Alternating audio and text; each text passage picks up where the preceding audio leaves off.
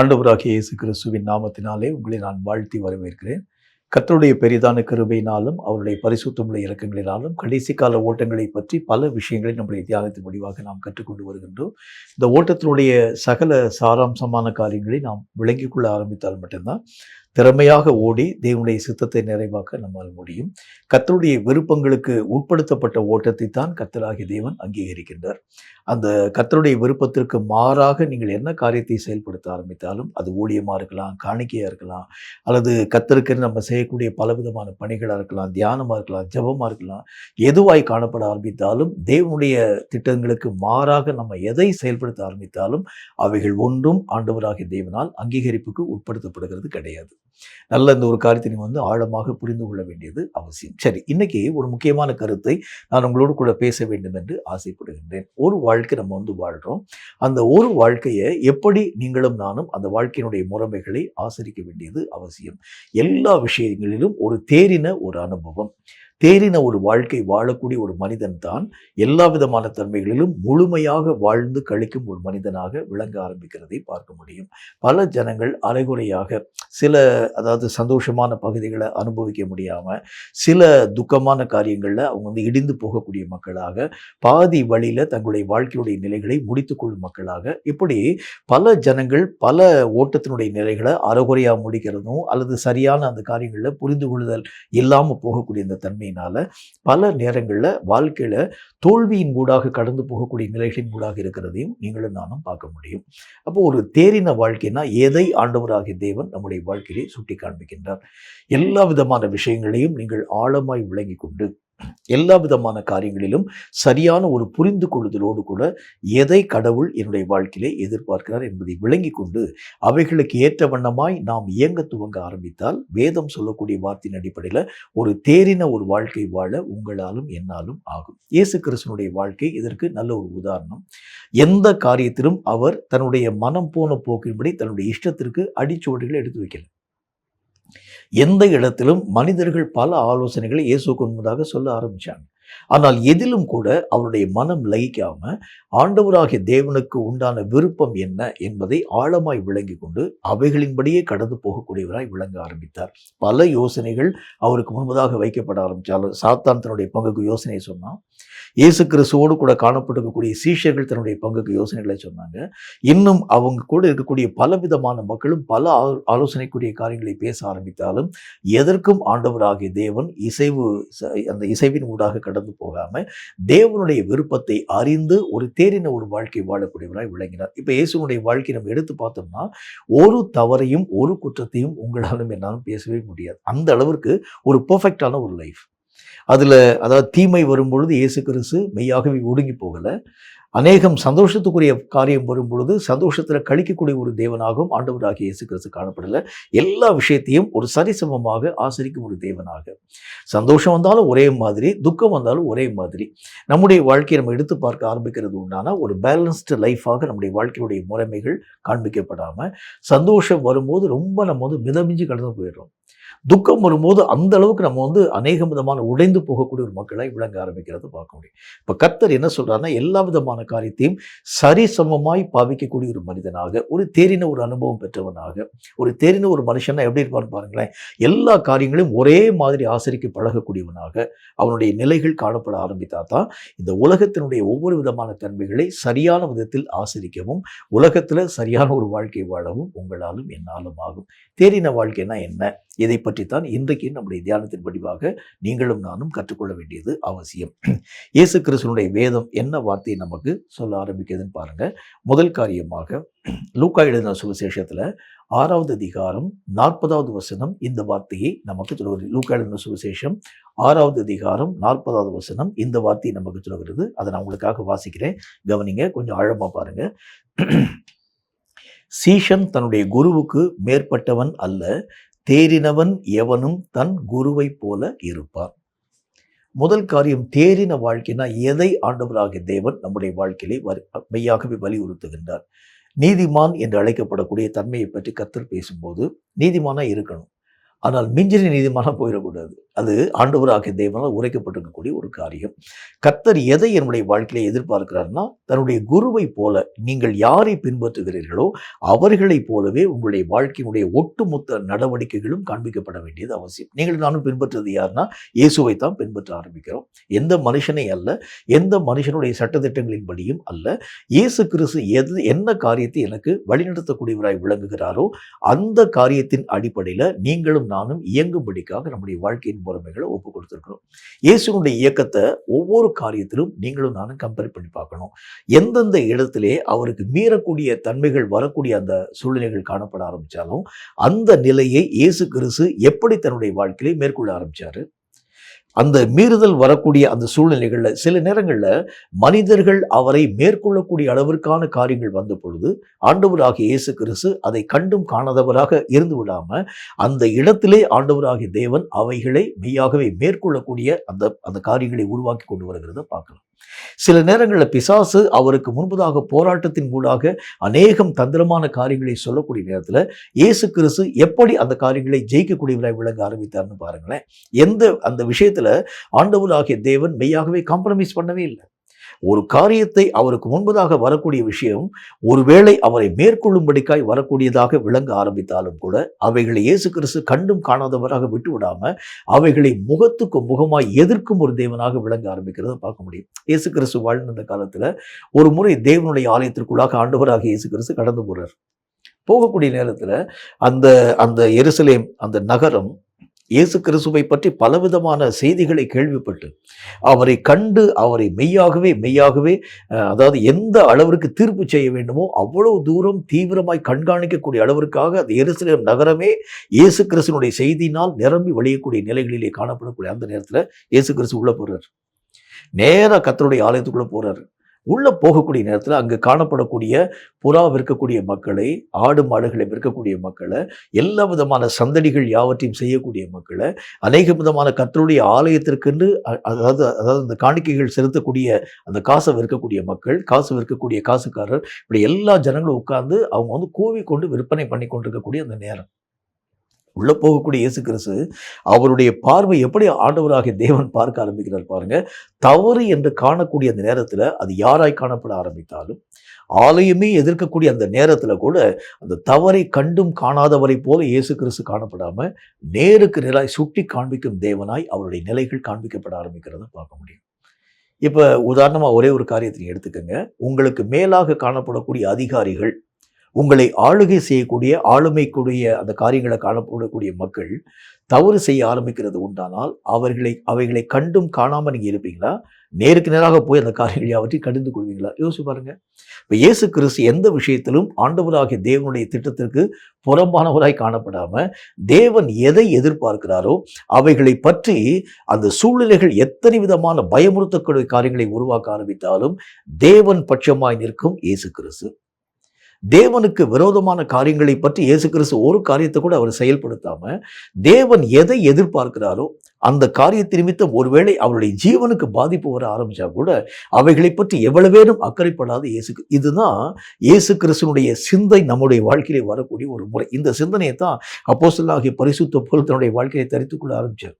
யூதர்களை பற்றி பயப்படலை, கிரேக்கர்களை பற்றி பயப்படலை, அவரை விசாரிக்கக்கூடிய அந்த ரோமர்களை பற்றி ஆண்டவராகிய இயேசு கிறிஸ்துவின் நாமத்தினால் அப்போஸ்தலனாகிய பரிசுத்த பவுல் பயப்படலை.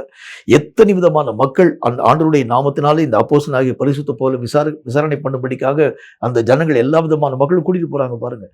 எந்த இடத்திலாகிலும் கர்த்தராகிய தேவனுடைய காரியங்களை குறித்து அறிவிக்க இயேசு கிறிஸ்துவினுடைய நாமத்தை பற்றி சொல்ல பவுல் அப்போஸ்தலன் பயமடைந்தாலா பாருங்க. ஏனென்றால் வேதம் சொல்லக்கூடிய வார்த்தையின் அடிப்படையில் கர்த்தருக்கு நிற்கக்கூடிய விஷயத்தில் வைராக்கியம் கொள்ளுகிறதான் கர்த்தருக்கு பிரியம் என்பதை ஆண்டவராகிய தேவன் அறிஞ்சிருந்தது மாதிரி பவுலும் தன்னுடைய வாழ்க்கையிலே புரிந்து கொள்ள ஆரம்பிச்சிருந்தார். அப்ப மனிதர்களுக்காக தன்னுடைய உயிருக்கு பயந்து மனிதர்களுக்காக ஏற்ற வார்த்தைகளை பேசும் ஒரு மனிதனாய் அல்ல, என்னுடைய உயிரே போனா கூட கர்த்தர் பட்சமாய் நிற்பேன் என்பதுதான் கர்த்தராகிய தேவனுக்கு பிரியமான ஒன்று. இதைத்தான் கர்த்தர் நம்முடைய வாழ்க்கையிலே எதிர்பார்க்கிறார். கிறிஸ்துவின் சிந்தை உங்களுடைய வாழ்க்கையில் இருக்கணும். பவுல் அடிக்கடி இந்த வார்த்தையை பேச ஆரம்பிப்பார். இயேசு கிறிஸ்துவில் காணப்பட்டிருக்கக்கூடிய அதே சிந்தை தான் மனிதனுடைய முகத்துக்காக நியாயத்தை திரித்து பேசக்கூடியவராய் அவர் அல்ல. அந்த இடம் அது ஒரு பெரிய ஒரு கொலைக்களமாய் காணப்பட ஆரம்பித்தால் அங்க காணப்பட்டிருக்கக்கூடிய அந்த மேல் அதிகாரிகள்லாம் வந்து ஆண்டவராகிய இயேசு கிறிஸ்துவை மிரட்டுறாங்க. உன்னை விடுதலையாக்கவும் உன்னை மெய்யாகவே கொலை செய்யும் எங்களுக்கு அதிகாரம் இருக்கு பற்றி உனக்கு தெரியுமா தெரியாதா இப்படிலாம் கேட்கிறாங்க. என்றாலும் கூட இயேசு கிறிஸ்து எங்காகிலும் அந்த மக்களுக்கு பயந்து நியாயத்தை புரட்டினாரா இருப்பாருங்களேன்? இல்லை. அப்படின்னா வேதம் சொல்லக்கூடிய வார்த்தையின் அடிப்படையில் இயேசுவை போல வாழ்க்கை வாழக்கூடிய அனுபவம் என்றால் தீமைக்கு நீங்களும் நானும் எதிர்த்து நிற்கக்கூடிய ஒரு மக்களாய் விளங்க வேண்டியது அவசியம். அது எங்க காணப்பட ஆரம்பிச்சாலும் சரி, எந்த ரூபத்தில் இந்த தீமைக்குரிய காரியங்கள் காணப்பட ஆரம்பித்தாலும் அவைகளை எதிர்க்கக்கூடிய திராணி நம்முடைய வாழ்க்கையிலே காணப்படாமல் தீமையை எதிர்த்தா எங்க என்னுடைய ஜீவன் பாதிக்கப்படுவோ என்பதை பற்றி எவ்வளவேனும் அச்சம் கொள்ளாத இயேசுவை போல நீங்களும் நானும் தீமைக்கு எதிர்க்கக்கூடிய விஷயத்தில் காம்ப்ரமைஸ் பண்ணாத ஒரு வாழ்க்கை தான் இயேசுவின் வாழ்க்கை. அப்போ என்னுடைய வாழ்க்கை எப்படி இருக்கணும்னு பார்த்தீங்கன்னா, தேறின வாழ்க்கைங்கிறது எதை பொறுத்து அமைக்கப்பட ஆரம்பிக்கும்? எதை ஆண்டவராகிய தேவன் தேறின வாழ்க்கையாக சொல்றாருன்னா, எந்த இடத்திலும் ஆண்டவராகிய தேவனுக்கு பிரியமாய் வாழ நீங்களும் நானும் பழகணும். அந்த பிரியமாய் வாழக்கூடிய வாழ்க்கை நிமித்தமாக பல ஜனங்களுடைய எதிர்ப்பை நீங்கள் சம்பாதிக்க ஆரம்பித்தாலும், பல ஜனங்கள் உங்களை கொலை செய்யும்படிக்காக கடந்து வர ஆரம்பித்தாலும், கர்த்தராகிய தேவனை விட்டு விலகாத மனம் உங்கள் மனமாக காணப்பட ஆரம்பித்தால், இதைத்தான் கர்த்தராகிய தேவன் தேறின வாழ்க்கை என்கிற ஒரு பேரில் அழைப்பிக்க ஆரம்பிக்கின்றார். கேட்கும் கர்த்தருடைய பிள்ளையை, நீங்கள் நான் எதுக்காக வாழ்க்கை வாழ்றோம் பாருங்களேன். பலவிதமான மக்கள் சபைக்காக வாழக்கூடிய மக்கள் இருப்பாங்க, மக்களுக்காக வாழக்கூடிய மக்களாக இருப்பாங்க, பலவிதமான மக்கள் கொடுக்கப்படக்கூடிய காணிக்கைக்காக வாழக்கூடிய மக்களாக இருப்பாங்க. ஆனால் இயேசுவை பிரியப்படுத்தும்படிக்காக இயேசுவுக்காக எவன் நிற்கிறானோ அந்த வாழ்க்கையை தான் கர்த்தராகிய தேவன் தேறின வாழ்க்கையாக நினைவு கூறக்கூடியவராய் விளங்குகின்றார். அப்போ நம்முடைய வாழ்க்கை எப்படி வாழ்க்கையினுடைய முறைமைகள் மாற்றத்தின் ஊடாக கடந்து போகணும்னா, எல்லா விஷயத்திலும் இயேசுவை போலவே நீங்கள் வாழ்க்கை வாழ பழகணும். இயேசு எதை என்னுடைய வாழ்க்கையிலே எதிர்பார்க்கிறாரு? நான் எப்படிப்பட்ட ஒரு வாழ்க்கை வாழ வேண்டும்? ஒரு ஃப்ளெக்சிபிளான ஒரு லைஃப் நான் வாழணுமா? அல்லது ஆண்டவராகிய தேவனுக்கு இந்த எதையும் இழக்கும்படிக்காக நான் சம்மதிக்க, எதை கர்த்தராகிய தேவன் விரும்பப்படுறாரு? அவருடைய வாழ்க்கையினுடைய முறைமைகளையும் என்னுடைய வாழ்க்கையின் முறைமைகளையும் பக்கத்தில் வச்சு நான் ஆராய்ந்து பார்த்து அந்த வாழ்க்கைக்கு ஏற்ற வண்ணமாய் நான் வாழ பழக ஆரம்பித்தால் என்னுடைய வாழ்க்கை கர்த்தராகிய தேவனால் தேறின ஒரு வாழ்க்கையாக, அங்கீகரிப்புக்கு உட்படுத்தப்பட்ட ஒரு வாழ்க்கையாக மாற்றத்தின் ஊடாக கடந்து போகிறது பார்க்கிறேன். கேட்கும் கர்த்தருடைய பிள்ளையே, மனுஷனுடைய அங்கீகரிப்பின்படி வாழக்கூடிய வாழ்க்கையில் தேவ அங்கீகரிப்புக்கு உட்படுத்தப்பட்ட வாழ்க்கை வாழ பழக வேண்டும் என்றால் இயேசுவின் வாழ்க்கையும் உங்கள் வாழ்க்கையும் ஒப்பிட்டு பாருங்க. எந்த இடத்தில் உங்கள் வாழ்க்கையும் இயேசுனுடைய வாழ்க்கையும் மாறுபடுத்தப்பட்டதாய் காணப்பட ஆரம்பிக்கிறது? எதுல நீங்களும் ஆண்டவராகிய தேவனும் ஒத்துப்போக முடியாத ஒரு நிலையின் ஊடாக கடந்து போறீங்க?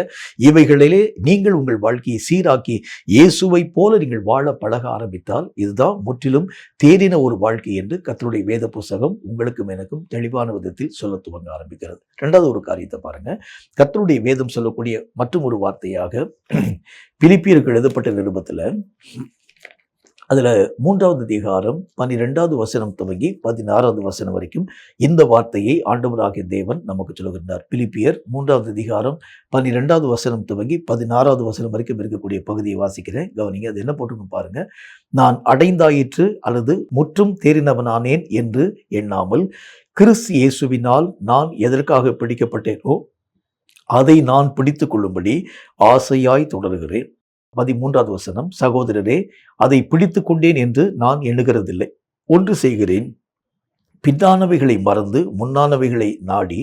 14வது வசனம், கிறிஸ்து இயேசுவுக்குள் தேவன் அழைத்த பரம அழைப்பின் பந்தய பொருளுக்காக இலக்கை நோக்கி தொடர்கிறேன். 15வது வசனம், ஆகையால் நம்மில் தேறினவர்கள் யாவரும் இந்த சிந்தனையாய் இருக்க கடவோம். எந்த காரியத்திலாவது நீங்கள் வேறே சிந்தையாய் இருந்தால் அதையும் தேவன் உங்களுக்கு வெளிப்படுத்துவார். 16வது வசனம், ஆகிலும் நான் எதுவரையிலும் தேறி இருக்கிறோமோ அது முதல் ஒரே ஒழுங்காய் நடந்து கொண்டு ஒரே சிந்தையாய் இருப்போமாக.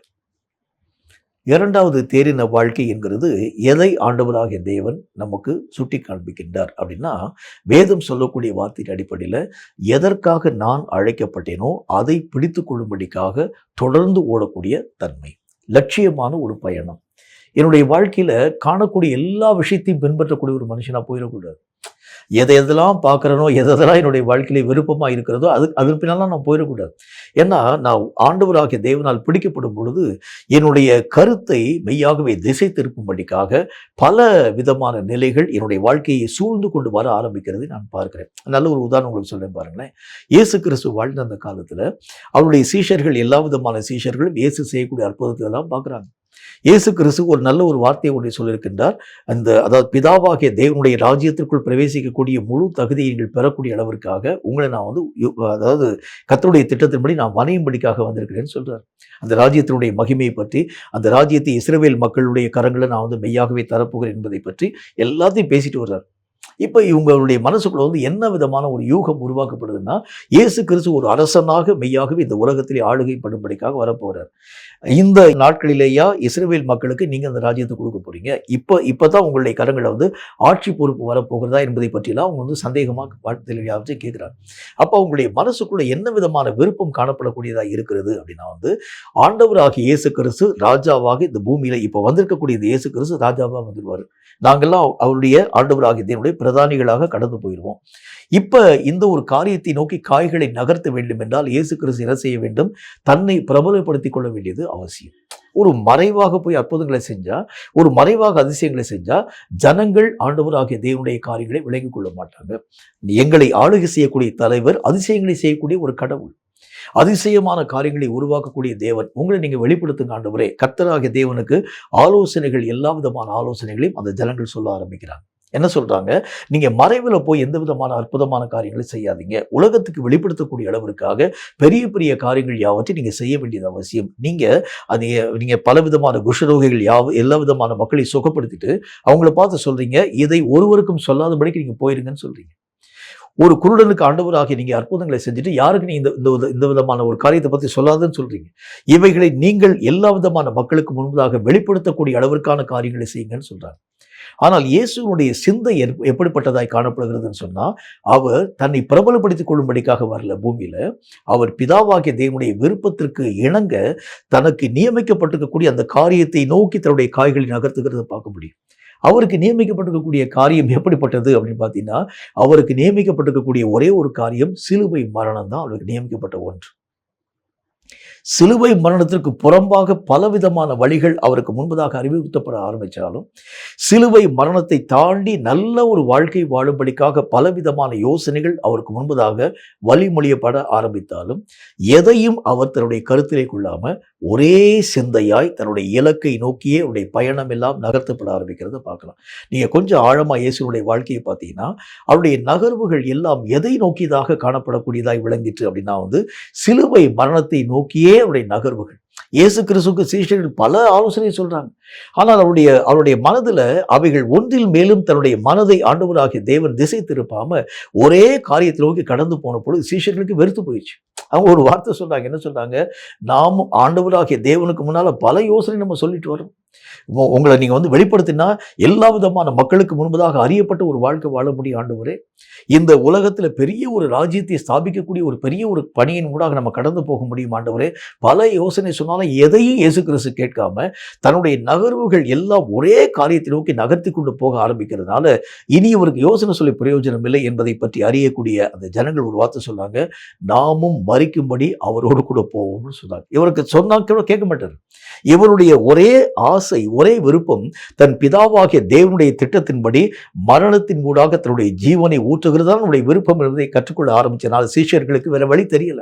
பல யோசனை சொன்னாலும் இயேசு கிறிஸ்துனுடைய மனம் அவைகளிலே ஒன்றிலும் ஈடுபடுத்தப்படாமல் ஒரே காரியத்தை பின்பற்றக்கூடியவர். அதுதான் பவுல் அப்போஸ்தலன் சொல்லுகின்றார். அவர் என்ன சொல்றாரு பாருங்க, எதற்காக நான் பிடிக்கப்பட்டேனோ அதை நான் பிடித்துக் கொள்ளும்படி அதை நோக்கி மட்டும் ஆசையாய் தொடரக்கூடிய ஒரு நிலை. இந்த காரியத்தை தவிர்த்து வேற ஒன்றின் மேலும் என்னுடைய மனது மெய்யாகவே லயிக்காத ஒரு வாழ்க்கை வாழ பழகக்கூடிய ஒரு மனிதனாய் விளங்கு. இதுதான் தெரிகிற ஒரு வாழ்க்கை. அதாவது ஒரு அம்பை உங்களை கரங்களில் கொடுத்து ஒரு பொருளின் மேல் நீங்கள் அந்த அம்பை பாய்ச்ச வேண்டும் என்கிற ஒரு நிலையை நம்முடைய வாழ்க்கைக்கு முன்பதாக உருவாக்க ஆரம்பிக்கிறது உண்டானால் நம்முடைய கண்ணும் கருத்தும் அந்த இலக்கை மட்டும் பார்க்க வேண்டியது அவசியம். வேற எங்கேயாச்சும் நம்முடைய கண்கள் பறக்க ஆரம்பிக்கிறது உண்டானால் இலக்கை நோக்கி அந்த அம்பை எய்ய உங்களால் என்னாலும் முடியாது. அப்போ நம்முடைய வாழ்க்கையில ஒரே கருத்து தான், ஒரே சிந்தனை தான். எந்த சிந்தனை? என்னுடைய இலக்கை நோக்கி நான் மெய்யாகவே எட்ட வேண்டியது அவசியம். இதற்கு நேராக நான் கடந்து போவேனே தவிர இந்த இலக்கை தவிர்த்து எந்த மார்க்கம் என்னுடைய வாழ்க்கையிலே போதிக்கப்பட ஆரம்பித்தாலும், யாரும் எந்த விதமான மக்கள் சொல்ல ஆரம்பித்தாலும் கூட அவைகளிலே என்னுடைய மனம் மெய்யாகவே ஈடுபடுத்தப்படாம என்னுடைய இலக்கை மட்டும் எட்டக்கூடிய அந்த ஒரு வாழ்க்கை. இதுக்கு பேர் தான் கர்த்தர் சொல்லுகின்றார் தேறின ஒரு வாழ்க்கை என்பதை பற்றி கர்த்தருடைய வசனம் சொல்ல ஆரம்பிக்கிறது. இன்னைக்கு பல ஜனங்கள் என்ன விதமான காரியம் காரியத்தை செயல்படுத்த ஆரம்பிக்கிறாங்கன்னு சொன்னால் துவங்கினது நல்ல துவக்கம் தான். ஆனால் வழியில் இலக்கை விட்டு எதையோ நோக்கி அந்த மக்கள் தங்களுடைய பயணங்கள் யாவற்றையும் துவக்க ஆரம்பிக்கிறத பார்க்க முடியும். நல்ல ஓட்டத்தில் தான் வருவாங்க. பாடுகளை நான் ஏற்றுக்கொள்வேன் ஆண்டவரே, உபத்திரவத்தை ஏற்றுக்கொள்வேன் ஆண்டவரே, கர்த்தருடைய நாமத்தினால் நிறைய அவமானங்களின் ஊடாக கடந்து போவேன். பாதி வழியிலே வரக்கூடிய நேரத்தில் பல பணத்துக்குரிய காரியங்கள் அவருடைய கரண்டிலே கொடுக்கப்படக்கூடிய அந்த நேரத்தில் வழியை விட்டு பணத்தை நோக்கி திரும்பி போயிடுவாங்க. உலகத்தை நோக்கி திரும்பி போக ஆரம்பிக்கிற எத்தனை மக்களுடைய வாழ்க்கையை பார்க்க முடியும். அப்போ ஒன்றையே நான் தேடி, ஒன்றையே நான் நாடி, அதையே நான் விருப்பத்தோடு கூட கடந்து போகக்கூடிய அனுபவம் தான் தேறின ஒரு வாழ்க்கை என்று கர்த்தருடைய வேத புஸ்தகம் உங்களுக்கும் எனக்கும் கற்பிக்கக்கூடியதாய் விளங்குகிறது. கேட்கும் கர்த்தருடைய பிள்ளையே, ஆண்டவராகிய தேவனுடைய சித்தத்தின்படி எதற்காக ஆண்டவராகிய தேவன் உங்களை பிடித்தாரோ, உங்களுடைய விருப்பம் எதுவாக இருக்க வேண்டும், அதையே பிடித்து கொண்டு பின்தொடரக்கூடிய நிலை தான் உங்களுடைய விருப்பமாக இருக்க வேண்டியது அவசியம். இந்த நிலைகளுக்காகவே நீங்களும் நானும் அழைக்கப்பட்டோம் என்று கர்த்தர் தம்முடைய வசனத்தை சொல்லுகின்றார். மூன்றாவது ஒரு காரியத்தை பாருங்க. கர்த்தருடைய வேதம் மற்றும் ஒரு வார்த்தையை நமக்கு சுட்டி காண்பிக்க ஆரம்பிக்கிறது. கொலோசியருக்கு எழுதப்பட்ட நிருபத்தில் 1வது அதிகாரம் 28, 29 ஆகிய வசனங்கள் இந்த வார்த்தையை நமக்கு சொல்கிறது. கொலோசியர் 1வது அதிகாரம் 28, 29 ஆகிய வசனங்களை வாசிக்கிறேன். அது என்ன சொல்லுதுன்னு பாருங்க. எந்த மனுஷனையும் கிறிஸ்து இயேசுவுக்குள் தேறினவனாக நிறுத்தும்படிக்கு அவரையே நாங்கள் அறிவித்து, எந்த மனுஷனுக்கும் புத்தி சொல்லி, எந்த மனுஷனுக்கும் எல்லா ஞானத்தோடும் உபதேசம் பண்ணுகிறோம். 29வது வசனம். அதற்காக நான் எனக்குள் வல்லமையாய் கிரியை நடப்பிக்கிற அவருடைய பலத்தின்படி போராடி பிரயாசப்படுகின்றேன். மூணாவது முக்கியமான ஒரு காரியம் என்ன அப்படின்னா நம்முடைய போராட்டங்கள் எல்லாம் தேவ பலத்தோடு கூட பிரயாசத்தின் ஊடாக கடந்து போக வேண்டியது அவசியம். எந்த விஷயத்திலும் மாம்சீகமான அணுகுமுறைகள் ஆண்டவராகிய தேவனால் அங்கீகரிக்கப்படாத ஒன்று. நம்ம ஏற்கனவே பார்த்தோம். தேறின ஒரு வாழ்க்கைனா என்ன இருக்கும் பாருங்க. எதை நான் செயல்படுத்த ஆரம்பித்தாலும் கர்த்தருடைய பலத்தை சார்ந்துதான் அந்த காரியங்களை நான் உருவாக்க வேண்டியது அவசியம். சட்டத்திற்கு உட்படாம நீங்க என்ன மல்யுத்தம் செஞ்சாலும் அந்த மல்யுத்தத்துக்குரிய பலன் நம்முடைய வாழ்க்கையில வராது. சட்டத்தின்படி நீங்களும் நானும் போராடினா தான் அதனுடைய முழு அந்த பலனை நான் என்னுடைய வாழ்க்கையை தடையில்லாமல் பெற்றுக்கொள்ள முடியும். இன்னைக்கு பல விதமான மக்களுடைய வாழ்க்கையின் முறைமைகளை நாம் எடுத்து பார்க்க ஆரம்பிக்கிறது உண்டானால் சட்டம் ஒரு காரியத்தை சொல்லும். இவர்கள் தங்கள் மனம் போன போக்கின்படி இயக்கத்தின் ஊடாக கடந்து போகிறத பார்க்கலாம். இப்ப கர்த்தர் எதை என்னுடைய வாழ்க்கையை வலியுறுத்த ஆரம்பிக்கிறாரு அப்படின்னா எந்த காரியமாய் காணப்பட ஆரம்பித்தாலும் அந்த வசனத்தில் என்ன போட்டிருப்பாங்க, எந்த மனுஷனையும் கிறிஸ்து இயேசுவுக்குள் தேறினவனாக நாங்கள் நிறுத்த வேண்டும் என்றால் தேவனுடைய பலத்தோடு போராடணும். இரண்டாவது காரியம் என்ன சொல்றாரு பாருங்க.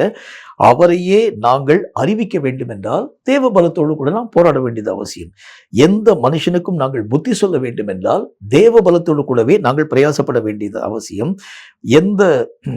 எந்த மனுஷனுக்கும் எல்லா ஞானத்தோடும் உபதேசம் பண்ண வேண்டும் என்றால் தேவ பலத்தோடு கூடவே கிரியைகளை செய்யணும். எதை நீங்க செஞ்சாலும் கர்த்தருடைய பலத்திற்கு உட்படுத்தப்பட்ட காரியங்களை நீங்கள் செயல்படுத்த வேண்டியது அவசியமான ஒன்று. இப்ப இயேசு கிறிஸ்துடைய வாழ்க்கையை நம்ம எடுத்து பார்த்தோம்னா, இயேசு கிறிஸ்து தான் நமக்கு தேறின வழிகள் யாவற்றையும் கற்பித்த ஆண்டவராகிய தேவன். இவருடைய நீங்க வாழ்க்கையை நீங்க எடுத்து பார்த்தீங்கன்னா, அவர் உபதேசம் பண்ணுகின்றார். யாருடைய பலத்தோடு கூட உபதேசம் பண்றான்னு பாருங்களேன். பிதாவாகிய தேவன் என்ன வார்த்தையை சொல்றாரோ அதை தான் போய் சொல்றாரு. கர்த்தருடைய நாமத்தினால் அற்புதங்களை இயேசு கிறிஸ்து செய்ய போறார். யாருடைய பலத்தோடு கூட செய்ய போகின்றார்? பிதாவாகிய தேவன் எங்க போய் அற்புதம் செய்ய வேண்டும் என்று காண்பிக்கிறாரோ அவைகளை தவிர்த்து வேற ஒன்றையும் இயேசு கிறிஸ்து தாமாக எந்த காரியத்தையும் செயல்படுத்தவே இல்லை. எந்தெந்த விஷயத்தை இயேசு கிறிஸ்து செயல்படுத்த வேண்டும் என்று கடந்து போனாரோ அவைகள் எல்லாவற்றையும் தேவ பலத்தோடும் தேவ உதவியோடும் தேவ ஒத்தாசையோடும் செயல்படுத்தும் தேவனாகவே இயேசு கிறிஸ்து தன்னை வெளிப்படுத்தும் தேவனாக விளங்க ஆரம்பிக்கிறது பார்க்கலாம். அப்ப அவருடைய வாழ்க்கை முறைகள்ல எல்லா விஷயத்தையும் எடுத்து பார்த்தீங்கன்னா முற்றிலும் தேறினவனாக அவருடைய வாழ்க்கையினுடைய முறைமைகள் ஆசரிக்கப்படுவதற்கு என்ன காரணம் என்றால், எதை அவர் செயல்படுத்த ஆரம்பித்தாலும் தேவ பலத்தோடு தேவ உதவியோடு தேவ ஒத்தாசையோடு. இதுக்கு இன்னொரு உதாரணத்தை உங்களுக்கு சொல்ல பாருங்க. கர்த்தருடைய நாமத்தினால யோவான் ஸ்நானகன் ஞானஸ்நானம் கொடுக்கக்கூடிய அந்த நேரம். இப்ப இயேசு கிறிஸ்து பிதாவாகிய தேவனுடைய சமூகத்திலிருந்து இறங்கி வந்தவர். இவர் போய் அந்த ஞானஸ்நானம் பெறக்கூடிய மக்களுடைய வரிசையில போய் நிற்கிறார். உடனே யோவான் இந்த இயேசு கிறிஸ்துவை கண்ட மாத்திரத்தில் அவரை தடுக்கக்கூடிய நேரத்தில் அவர் சொல்லுகின்றார், தேவனுடைய சித்தம் அது, தேவனுடைய விருப்பம் அது. நான் கடவுளுடைய சமூகத்திலிருந்து இறங்கி வந்தவராய் காணப்பட ஆரம்பித்தாலும் இப்போ நான் மனுஷனான ஒரு வாழ்க்கை வாழக்கூடியவராய் இருக்கிறதுனால மனுஷனுக்கு உண்டான ஒரு தேறின வாழ்க்கை வாழ வேண்டியது அவசியமான ஒன்று. ஆகவே இப்படி எல்லா விதமான நீதிகளை நான் என்னுடைய வாழ்க்கையை நிறைவாக்க வேண்டியது அவசியம். அப்ப வேதம் சொல்லக்கூடிய நல்ல ஒரு வார்த்தையின் அடிப்படையில் எதையெல்லாம் நான் என்னுடைய வாழ்க்கையிலே என் பிதாவாகிய தேவனால் போதிக்கப்பட்டு அனுப்பப்பட்டேனோ அவைகளுக்கு மிஞ்சினவைகளை ஒன்றையும் நான் என்னுடைய மன அளவிலே கூட யோசியாம அவைகளின்படி வாழ்க்கை வாழக்கூடிய தன்மைதான் தேறின ஒரு வாழ்க்கை என்பதை பற்றி கர்த்தர் தம்முடைய வசனத்தில் சொல்லுகின்றார். இப்போ நம்முடைய வாழ்க்கையினுடைய நிலைகளை நம்ம எடுத்து பார்த்தோம்னா நிறைய நேரங்களில் நம்முடைய வாழ்க்கையிலே பல விதமான மீறுதல்கள், வசனம் ஒரு ஒரு காரியத்தை போதிக்கும், வாழ்க்கையினுடைய முறைமைகள் வேறு ஒரு காரியத்தை நம்முடைய வாழ்க்கையிலே கற்பிக்கக்கூடியதாய் விளங்க ஆரம்பிக்கும். கூட இருக்கக்கூடிய மக்கள் பலவிதமான யோசனைகளை நம்முடைய வாழ்க்கையில சொல்ல ஆரம்பிப்பாங்க. நீ ஊழியத்தை செஞ்சீங்கன்னா இந்த மாதிரியான காரியத்தை செஞ்சீங்கன்னா இன்னும் நிறைய ஊழியத்தை டெவலப் பண்ண முடியும். பல மக்கள் பல காரியத்தை சொல்லுவாங்க. ஆனால் என்னுடைய வாழ்க்கையிலே ஒன்றைத்தான் என்னுடைய வாழ்க்கையினுடைய முழு விருப்பமாய் வைக்க வேண்டியது அவசியம். எதை நான் விருப்பமாய் வைக்க வேண்டும்? வேதம் சொல்லக்கூடிய வார்த்தையின் அடிப்படையில் எதை நான் செயல்படுத்த ஆரம்பித்தாலும் கர்த்தருடைய பலத்தோடு கூட நான் அவைகளை பிரயாசத்திற்கு உட்படுத்த வேண்டியது அவசியம். இதைத்தான் என்னுடைய வாழ்க்கையிலே முழு கருத்தாக நான் மெய்யாகவே ஆசரிக்க துவங்க ஆரம்பித்தால்தான் தேறின ஒரு வாழ்க்கை வாழும் மனிதனாக நான் என்னுடைய வாழ்க்கையினுடைய முறைமைகளை நிலைநிறுத்த முடியும். இன்னும் ஒரு காரியத்தை பாருங்க, கர்த்தருடைய வேதம் மற்றும் ஒரு வார்த்தை நமக்கு சொல்கிறது. கொலோசியருக்கு எழுதப்பட்ட நிருபத்தில் 4வது அதிகாரம் 12வது வசனம் இந்த வார்த்தை நமக்கு சொல்கிறது. கொலோசியர் 4:12 இந்த வார்த்தை சொல்லி வாசிக்கிறீங்க. நீங்க எப்பாப்பிராவும் உங்களுக்கு வாழ்த்துதல் சொல்கிறான், உங்களை சேர்ந்தவரும் கிறிஸ்துவின் ஊழியக்காரனுமாகிய இவன் நீங்கள் தேவனுக்கு சித்தமானவைகள் எல்லாவற்றிலும் தேறினவர்களாயும் பூரண நிச்சயம் உள்ளவர்களாயும் நிலைநிற்க வேண்டும் என்று தன் ஜெபங்களில் உங்களுக்காக எப்பொழுதும் போராடுகிறார். 4வது ஒரு முக்கியமான காரியம் என்ன அப்படின்னா தேவனுடைய சித்தங்களை புரிந்து கொள்ளக்கூடிய விஷயத்துல ஒரு தேர்ச்சியினுடைய வாழ்க்கையில் இருக்கணும். பல நேரங்களில் ஆண்டவராகிய தேவனுக்கு உண்டான வழிகள் என்று அழைக்கப்படக்கூடியவைகள் எல்லாம் ஒரே மாதிரி இருக்கிறத நீங்கள் பார்க்க முடியும். இப்போ நீங்கள் ரயில்வே ட்ராக்கில் நீங்கள் போய் பார்த்தீங்கன்னா எல்லா ட்ராக்கும் ஒரே டைரக்ஷன் நோக்கி போகிற மாதிரி இருக்கும். அதில் சில மார்க்கங்கள் வேற ஒரு ஊருக்கு போகிறது ஆனால் ஆரம்பத்திலிருந்து ஒரே இடத்துலேருந்து கிளம்பி வருகிறதுனால ஒரே இடத்துல போய் வேற ஒரு இடத்தை நோக்கி அந்த அந்த அந்த பாதையானது அப்படி டைவெர்ட் ஆகி அந்த அந்த அந்த வழிகளின் ஊடாக கடந்து போகிறத பார்க்க முடியும். இப்படி பலவிதமான காரியங்கள் நம்முடைய ஆவிக்குரிய வட்டாரத்தில் ஒரே மாதிரி இருக்கக்கூடிய நேரத்தில் நீங்களும் நானும் செய்ய வேண்டிய முக்கியமான ஒரு காரியம் என்ன? கர்த்தருடைய சித்தம் எனக்கு ஆண்டவராகிய தேவன் நியமித்திருக்கக்கூடிய வழி என்றால் எது? இதை நாம் பார்க்கணும். பலவிதமான மக்கள் இப்போ பலவிதமான ஓட்டங்களின் ஊடாக கடந்து போக ஆரம்பிப்பாங்க. எல்லா விதமான மக்களுடைய துவக்கமும் ஒரே இடத்துல தான் துவங்குறாங்க. எல்லா விதமான மக்களும் ஆரம்பத்தில் ஒரே மாதிரி தான் ஆரம்பிக்கக்கூடிய அந்த மக்களாய் விளங்க ஆரம்பிக்கிறாங்க. அந்த பாதி வழி ஓடும்போது தான் அவர்கள் ஒரு மனிதன் தீர்க்கதரிசியினுடைய ஓட்டமாக, ஒரு மனிதன் அப்போஸ்தலனுடைய ஓட்டமாக, ஒரு மனிதன் சுவிசேஷனுடைய ஓட்டமாக, இப்படி பலவிதமான மக்களுடைய ட்ராக் மெய்யாகவே பிரிக்கப்பட ஆரம்பிக்கிறது. இப்ப இதுல நான் ஒரு மனுஷன் நான் பின்பற்றி போகக்கூடிய நேரத்துல அவனுடைய ட்ராக் தீர்க்கதரிசன ட்ராக்காக ஓடக்கூடிய அந்த நேரத்துல என்னுடைய அழைப்பு வேறொரு அழைப்பா இருக்கிறது உண்டானால் நான் என்னுடைய வாழ்க்கையிலே அவனை நான் பின்பற்றக்கூடாது. என்னுடைய அழைப்பு எதை ஆண்டவராகிய தேவன் எனக்கு வச்சிருக்காரோ இதை நான் ஆழமாய் தெரிந்து கொள்ளக்கூடிய ஒரு மனிதனாய் விளங்க வேண்டியது அவசியம். இன்னைக்கு பல விதமான மக்கள் செய்யக்கூடிய பெரிய தப்பு என்னன்னா, ஏதோ ஒரு காரியத்தை பின்பற்றி அவர்களாகவே தங்களுடைய வழிகளை அமைத்துக் கொள்ளும் மக்களாக விளங்க ஆரம்பிக்கிறது பார்க்கலாம். கேட்கும் கர்த்தர் பிள்ளையே, ரொம்ப ஜாக்கிரதையாயிருங்க. பல ஜனங்கள் பலவிதமான ஓட்டங்களின் ஊடாக நமக்கு முன்னால ஓடிட்டே இருக்கிறாங்க. சில ஜனங்கள் ஓடி முடிச்சிருக்கிறாங்க. சில ஜனங்கள் நமக்கு முன்னால நிறைய விதமான மக்கள் ஓடிக்கொண்டு இருக்கக்கூடிய காரியங்களை பார்க்கும் பொழுது அவர்களை பின்பற்றி நீங்களும் நானும் ஓடிவிடக்கூடாது. எனக்குன்னு என்ன ட்ராக்கை கர்த்தர் வச்சிருக்கிறாரோ அந்த சித்தத்தை நான் என்னுடைய வாழ்க்கையிலே ஆழமாய் விளங்கிக் கொள்ள வேண்டியது அவசியம். இயேசு வாழ்ந்த அந்த காலத்துல பல ஜனங்கள் ஊழியம் பார்க்கக்கூடிய மக்களாய் விளங்கினாங்க. இயேசு வாழ்ந்த காலத்துல பரிசேயர்கள் ஊழியம் பார்த்தாங்க, சதுசேயர்கள் ஊழியம் பார்த்தாங்க, இருக்கக்கூடிய எல்லா விதமான மக்களும் ஊழியம் பார்த்தாங்க. ஆனால் இயேசுடைய ஊழியத்தை பாருங்களேன், அந்த மக்களுடைய ஊழியங்களிலே ஒன்றை போலாகிலும் காணப்படாமல் தன் பிதாவாகிய தேவனுடைய விருப்பத்தின்படி ஊழியங்களை செய்யும் இயேசுவாக தன்னுடைய வாழ்க்கையை நிலைநிறுத்த ஆரம்பிக்கிறத பார்க்க முடியும். எவ்வளவு ஜாக்கிரதை இருக்கணும் பாருங்க. இந்த உலகத்துல காணப்படக்கூடிய பல நிலைகள் பலவிதமான தடுமாற்றமான காரியங்களை உருவாக்கக்கூடிய இந்த காலம். எங்க பார்த்தாலும் அநேக விதமான மக்களுடைய ஓட்டங்கள் நீங்க பாக்குறீங்க. சில மக்கள் ஆண்டவருடைய நாமத்தினால மின்னி பிரகாசிக்கும் நட்சத்திரங்களைப் போல, சில ஜனங்கள் கர்த்தருடைய நாமத்தினால பெரிய காங்கிரிகேஷனை உருவாக்கக்கூடிய மக்களாக, சில ஜனங்கள் பெரிய பெரிய சபைகளை திருச்சபைகளை கட்டி பெரிய பெரிய ஆராதனை முறைமைகள் நடப்பிக்கக்கூடிய ஒரு மக்களாக, சில ஜனங்கள் தீர்க்க தரிசனங்கள் என்கின்ற ஒரு வார்த்தைகளை உச்சரித்து ஏராளமான திரள் ஜனங்களை கர்த்தருடைய நாமத்தினாலே நடத்தக்கூடிய இப்ப பல வழிகள் நம்முடைய வாழ்க்கையிலே மெய்யாகவே நம்முடைய கண்களுக்கு முன்பதாக காண்பிக்கப்படக்கூடிய ஒன்றாக இருக்கக்கூடிய அந்த நிலைகளை பார்க்கிறோம். இதுல எந்த வழியில் நான் கடந்து போக வேண்டும், எந்த வழியில் நீ போகாத, தேவன் உனக்கு என்ன சித்தம் வச்சிருக்கிறாரோ அதை தெளிவாக தெரிந்து கொண்டு அந்த வழியில தான் நீ போக வேண்டும்.